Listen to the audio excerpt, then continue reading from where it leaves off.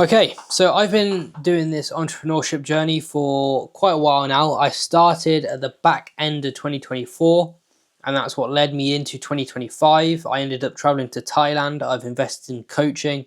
I've consumed about pretty much every video there is online. I've done all these self-improvement habits. I've read all the books. I've tried all the manifestation techniques. I've even got esoteric occult knowledge. I've traveled to Budapest. I've traveled, as I said, to Thailand.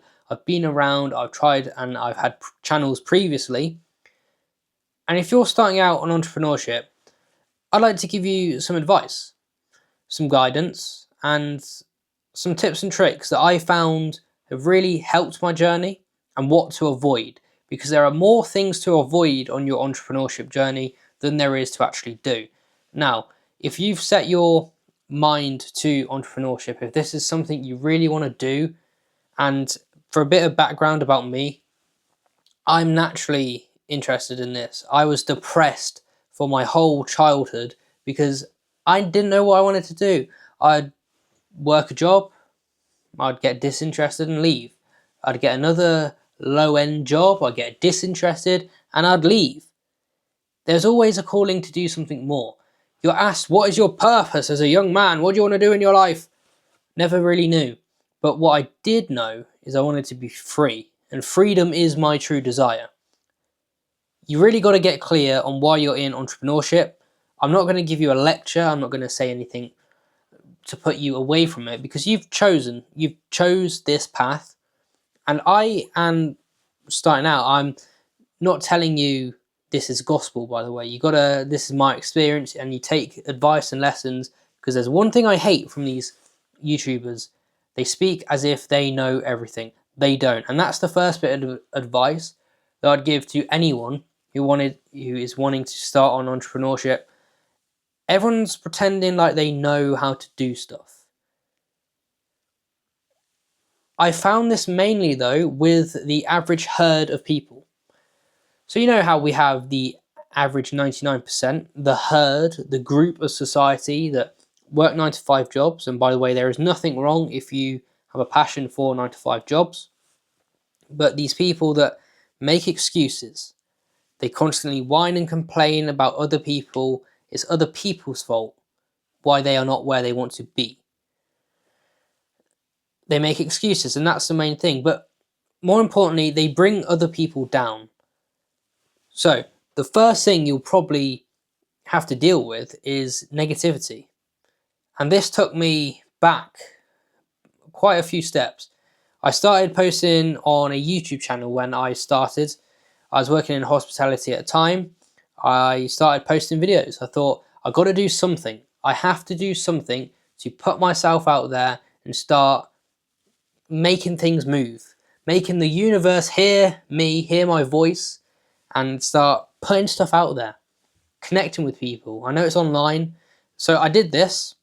I went through the journey of posting videos, and unexpectedly I hit a video that got about 60,000 views called Why I'm Leaving Britain for Good. I had a lot of supporters, but also I attracted a lot of negative trolls. People that sit in comment sections, or they subscribe to channels where they hate the person because they're insignificant themselves. They have deep-rooted problems that they haven't even bothered to address, and they sit in the comment section and they troll. They will troll you, and that's to be expected. You go into it thinking you can deal with it. I've got a thick skin. I'd already been through quite a lot of trolls and negativity in real life, so I thought it'd be all right. But eventually you start to see their comments more and more often, and it's only a few comments. It could be 4 comments out of 80 positive ones. But the more you read them, and the less you block them and remove them, because this is your channel, you're entitled to do it, and it was my channel, and I'm entitled to do it. But the more you see their comments, the more it slowly gets into your mind. Because as humans, we're tribal creatures. We love community. For some reason, naturally, we tend to value what other people think. We tend to take their advice as if it were genuine. And this negativity from the comment section will slowly go into your brain. And the more you see it, you don't even have to really consciously read it, but the more you're aware of it, the more you see it, the more it will seep into your brain. And eventually you start believing them. Because maybe you get a viral video like I did, but maybe at the time I was struggling with the direction I wanted to take my channel. Whether it was politics, which is all a scam anyway, but I was deeply interested in that at the time, or whether it was entrepreneurship and my self-improvement / growth journey. I was stuck between the two. And when you're not really clear and you're still figuring it out, and you got these dickhead trolls sitting in the comment sections, despicable scum of the earth people, and I have no sympathy for them. They are where they are because they deserve to be exactly where they are. That's the truth. Eventually they get to you and they will take you off the track. They'll take you off your path, your journey that you've decided that you're going to take for yourself, yet they want to come in and try and take you off your path. That's their job.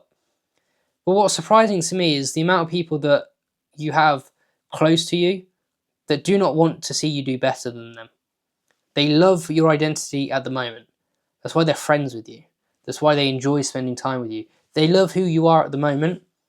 But unfortunately, as soon as you start to do anything above, as soon as you start to change your identity, aspire for more, do more, it highlights their own problems. And you'll get this from a lot of friends. People you thought who you were close with will be the first to leave. And if you've got good friends that stick with you throughout your journey, who are like-minded, who share a similar outlook, then stay by them because they're good friends. But the people you think won't actually hate on you and will support you, they'll be the first to leave. They won't be the ones to stay and support you because it's this idea of projection. They will start projecting onto you their own insecurities, their own negativities, because your success, you actually doing something, highlights them as a person. So as a protective shield, they will then try to take you off your path because you're healing your wounds, you're fixing your problems, you're aspiring for more, and you want to change the world. You want to be better. You want to become the best version of yourself. This life, this world we are on this planet, whoever the fuck put us here, has clearly put us here for a reason, and I don't think that reason is just to be idle. Idle hands are the devil's work. Don't be idle. Always be doing something. But people, and you need to be prepared for this because you'll lose them, and once you lose them, you can never kind of go back. You won't want to go back either. But you'll never... It's difficult. It's a lonely path, entrepreneurship. It is a very lonely path, and that's something I would really warn my younger self about. Beware of the people that say good things to your face, but behind your back are not interested in you. And by the way, you'll attract some very weird people, maybe in your age group, that hate on you for no reason. They are natural born haters. These are naturally just people that you're going to prove wrong.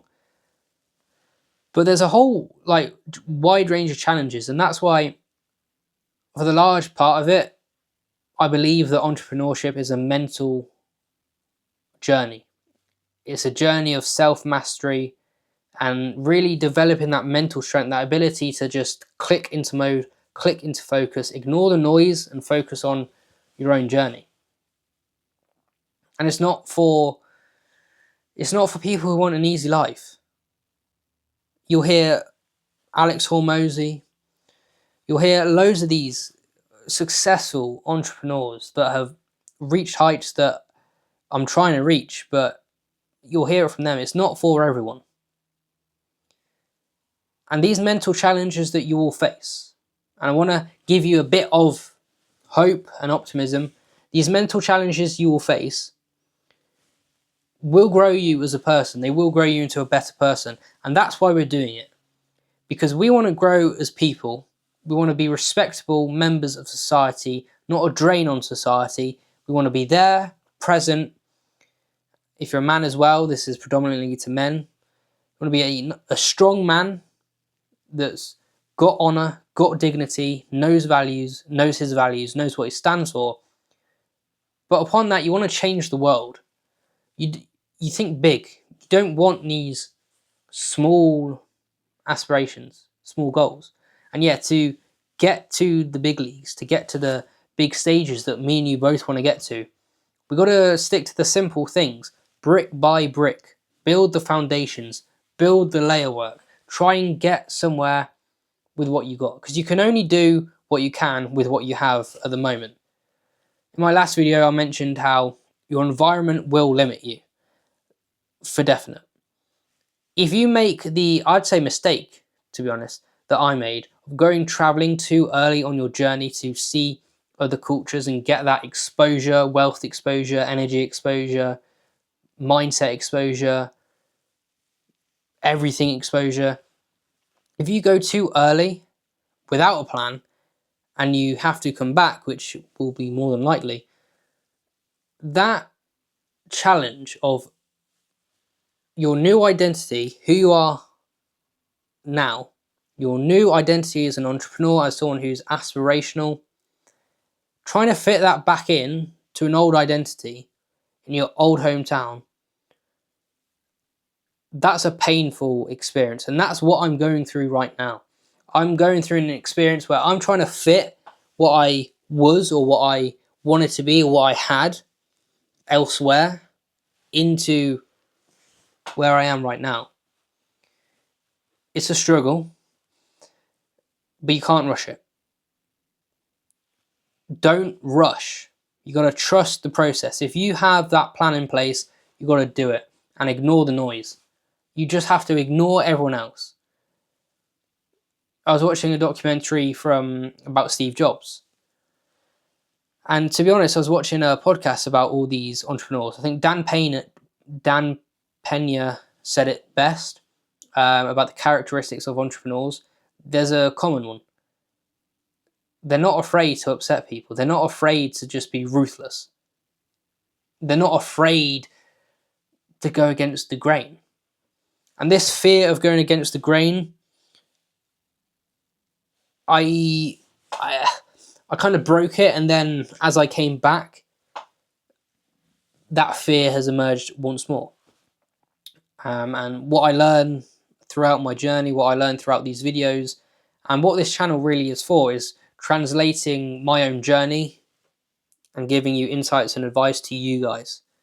It's a lonely path, and if I can connect to people that do actually share my mindset, that don't want to be average. You've grown up not knowing what to do, but you've known there's something. I remember when I was at sixth form, which is between the ages of 18 to 19 or 17 to 19 in the UK. For any Americans, it's probably college or something. I was asked by a careers advisor, what is your purpose? What's your career? What do you want to do? University? If you don't go to university, you can do an apprenticeship, and they don't give you any advice or support if you don't choose universities, but that's another thing. What do you want to do? I didn't have an answer for him, but I was driving around while everyone else was studying. You have free periods where you could, after COVID, you could have gone off site. I was driving around and thinking, this is kind of what I want to do. This, like driving around, not having to do what other people have to do. Then I realised it's my freedom. My freedom is what I want. I hate authority. I don't want to be told what to do. I don't want to be told anything by authority. If you share this value, leave a comment down below, interact with the video, subscribe if you want to. But let's get talking. I'll see you in the comment section down below.